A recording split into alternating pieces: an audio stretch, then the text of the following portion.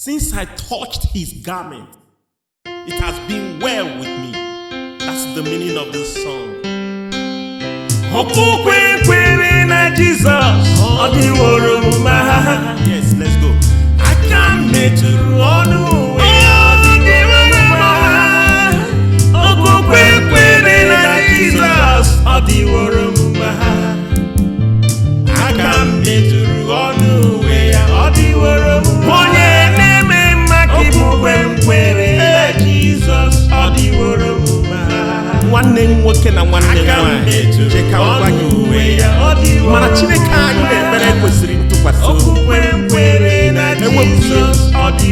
Anyị efugo onye na-eme n'ụwa taa, oke na ọsọ, ngwere na ọsọ, ma ndị ọcha ma ndị ojii, onye ọbụla na ọsọ.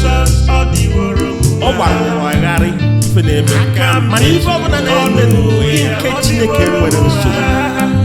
Ikwere ha na Chineke chefuo ma Chukwu ọ na-abịa kịta ma ọ na-abịa echi, ihe kwesịrị ka mee kwado onwe ya dị na nkwadobe.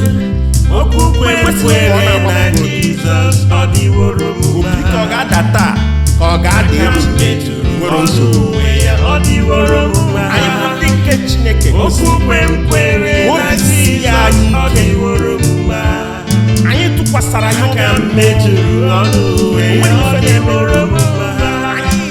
Okwukwe kwere na Jesus Odiworo. Nke pụrụ ime ihe niile, Aka meturu ọnụ na-enweghị ife ọbụla nke ga-agbapụ Okwukwe kwere maka na okwukwe anyị kwere Jesus na ya. Odiworo. Ọ ya bụ ejesi ọgwụ Aka meturu ọnụ aka ya imetụ Odiworo.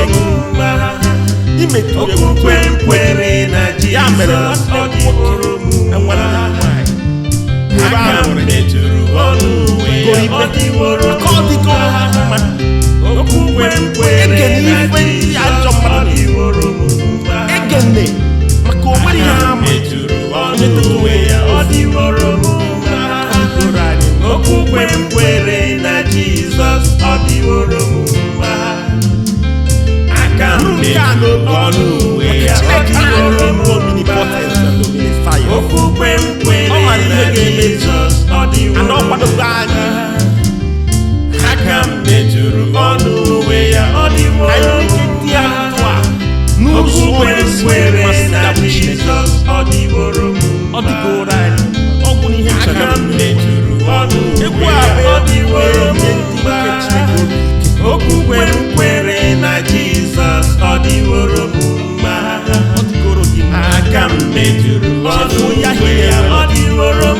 Chefuo nke ihe ụwa na-ekwu, Okwukwe ma nke dọkịta kwere na Jesus Odiworo. chefuo ha.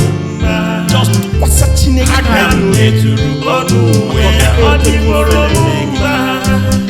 Okwukwe kwere na Jesus Odiworo. Aka meturu ọnụ Chineke ya Odiworo. onye na-eme mma, Okwukwe kwere onye na na-eji Jesus ike, Odiworo. onye na-abịa ọzọ. Aka meturu ọnụ ya Odiworo. Okwukwe kwere na Jesus Odiworo. Aka meturu ọnụ ya Odiworo. Onye na-enye ike, Okwukwe kwere na Jesus Odiworo. Aka meturu ọnụ ya Odiworo. Okwukwe kwere na Jesus Odiworo.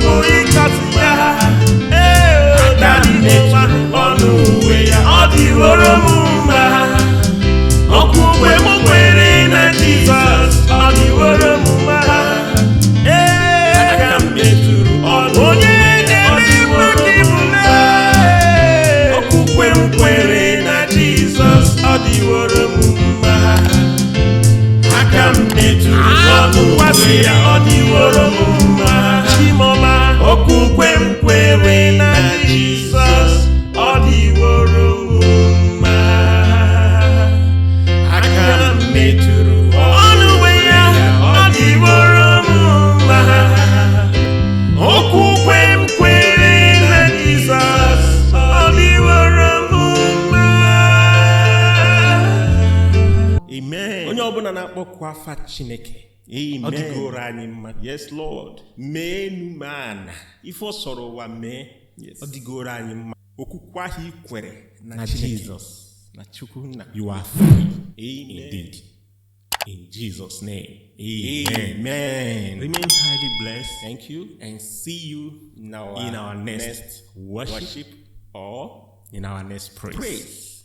Bye. Thank you, and continue to like and share. Bye.